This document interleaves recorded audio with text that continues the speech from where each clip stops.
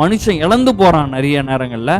அதை திரும்ப மீட்டு அவன் இழந்து போனதை கூட மறக்கிற மாதிரி பண்ணி நல்ல வாழ்க்கையை கொடுக்கிறார். யோசேப்புடைய வாழ்க்கையில எல்லாம் நம்ம அதை தான் பார்க்கிறோம். அவன் பல வருஷங்கள் கஷ்டப்பட்டான். ஆனா ஆண்டவர் அது எல்லாத்தையும் மறக்கடிக்க பண்ணி ரொம்ப செல்வ செழிப்பாக வாழ்க்கையில அவனை உயர்த்தி, நிந்தித்தவர்கள் முன்பாக, வெட்கப்படுத்தினவர் முன்பாக, எல்லாவற்றிற்கும் முன்பாக மனுஷன் என்ன பண்றாருன்னா நன்மையாக மாற்றி விடுகிறார். அப்போ ஆண்டவர் நல்லவர் என்பதை யார் நம்ம ருசிச்சு பார்க்கணும்.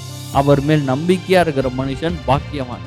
ஆண்டவரே தீமைதான் பண்றாரு, நல்லது மாத்திரம் தான் செய்யறான்ற வெளிப்பாடு இல்ல, பிதாவை வெளிப்படுத்துகிறதுக்கு தான் இவர் வந்திருக்கிறார்ன்ற வெளிப்பாடும் இல்ல, அவரை ஏற்றுக்கொள்றதும் கூட கிடையாது. ஏன்னா அவர் நல்லவருன்றத மனசுல ஏத்துக்க முடியாது. அப்படியே இயேசு ஏற்றுக்கொண்டாலும் சில நேரங்கள்ல கடவுள் நல்லது பண்ணுவாரு, சில நேரங்கள்ல தீமையை பண்ணுவாருன்னு நம்பிட்டு இருக்காங்க. இப்படி நம்புறதுனால என்ன ஆகுறதுன்னா, நான் எதை நம்புகிறேனோ, எதை விசுவாசிக்கிறேனோ அது என் வாழ்க்கையிலே நடந்து கொண்டே இருக்கும்.